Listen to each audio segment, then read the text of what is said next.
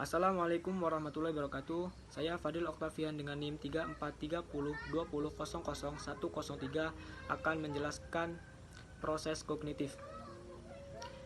Ada 3 proses kognitif dalam belajar. Yang pertama, proses perolehan informasi baru. Yang kedua, proses mentransformasikan informasi yang diterima. Yang ketiga, menguji relevansi dan ketetapan pengetahuan. Proses perolehan informasi baru. Perolehan informasi baru dapat terjadi melalui kegiatan membaca, mendengarkan penjelasan guru mengenai materi yang diajarkan, atau mendengarkan audio visual, dan lain-lain.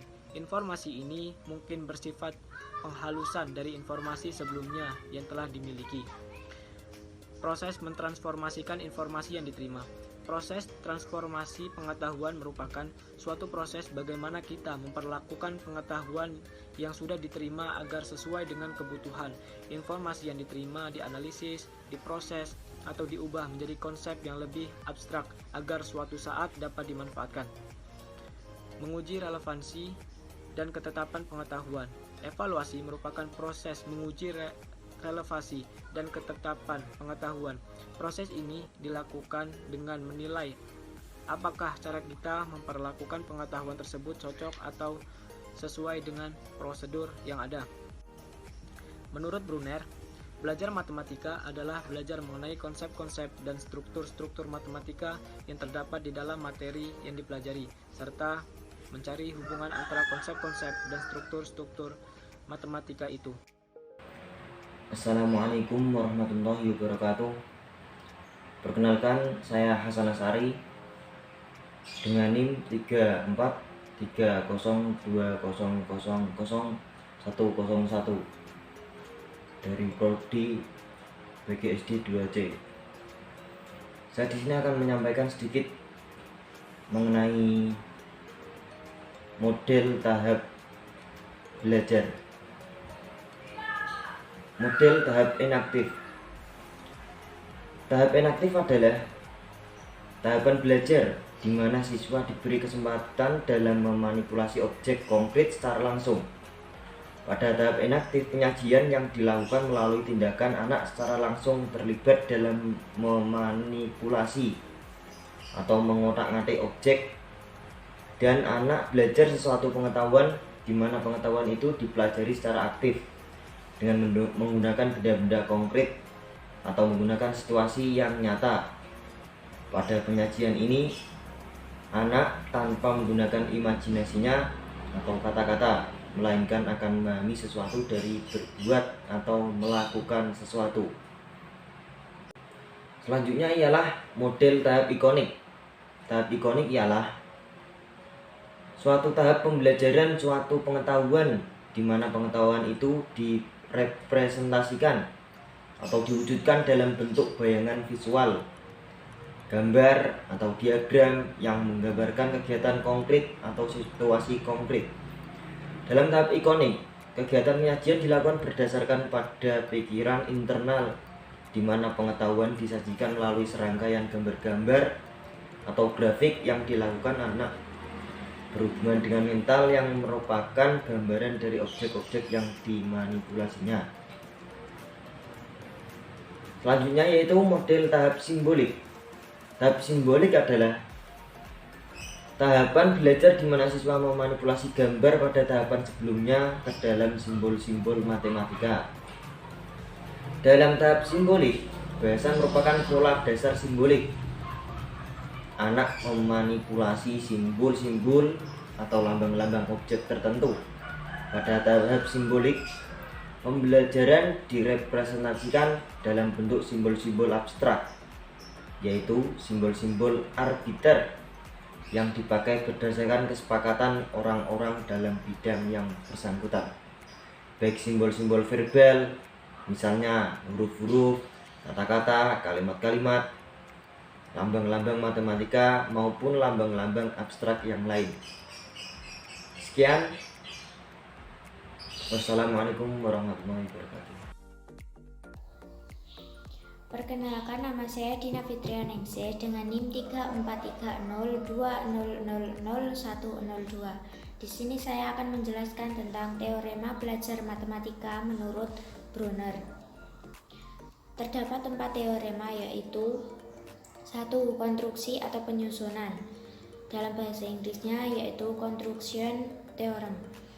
Cara belajar konsep menurut dalil konstruksi dilakukan dengan cara menyusun sendiri gagasan-gagasan yang dipelajarinya, dan disarankan dalam penyusunan gagasan tersebut siswa dapat menggunakan bentuk-bentuk konkret dari konsep, prinsip, dan dalil yang telah dipelajari, serta benda-benda empiris.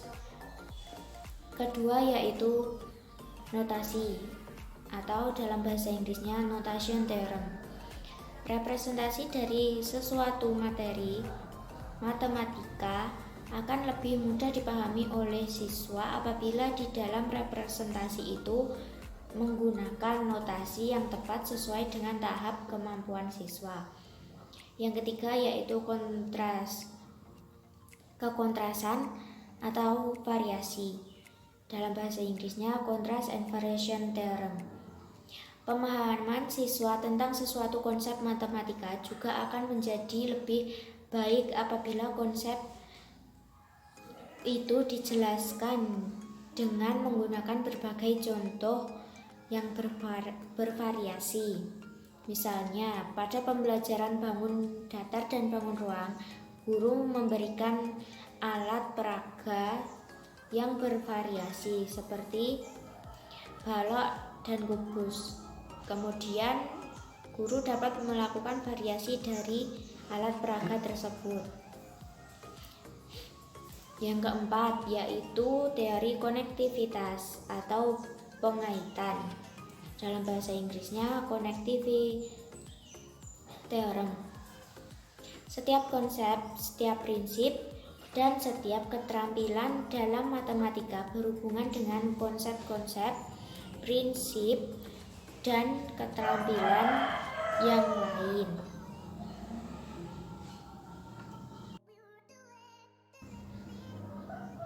Langkah-langkah penerapan teori belajar menurut Brunner. 1. Menghadirkan benda konkret. 2. Mendorong siswa untuk memanipulasi benda konkret tersebut. 3. Menyajikan konsep dengan menerapkan teorema kekontrasan dan variasi. 4. Memberikan sebuah pertanyaan kepada siswa yang dapat menantang antusiasme dari siswa. 5. Mendorong siswa menemukan jawabannya sendiri. 6. Memotivasi siswa untuk dapat mengemukakan pendapat dan idenya. Perkenalkan, saya Nur Azizah dengan NIM 34302000107. Selanjutnya adalah metode penemuan atau discovery learning. Metode penemuan atau discovery learning dari Brunner ini, di dalamnya siswa didorong untuk ikut serta terlibat aktif dalam pembelajaran, di mana guru hanya memancing siswa agar bisa memahami pembelajaran, tidak memberitahu secara langsung. Jadi, siswa dapat menemukan sendiri pengetahuan-pengetahuan tersebut. Manfaat belajar penemuan adalah sebagai berikut. 1. Dapat digunakan untuk menguji apakah belajar sudah bermakna atau belum.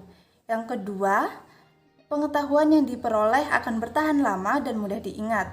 Ketiga, belajar penemuan sangat diperlukan dalam pemecahan masalah, karena agar siswa dapat mendemonstrasikan pengetahuan yang telah diterima. Yang keempat, transfer dalam belajar dapat ditingkatkan, di mana generalisasi telah ditemukan sendiri oleh siswa. Yang kelima, memiliki pengaruh dalam menciptakan motivasi. Dan yang keenam, meningkatkan penalaran dan kemampuan siswa untuk berpikir secara bebas.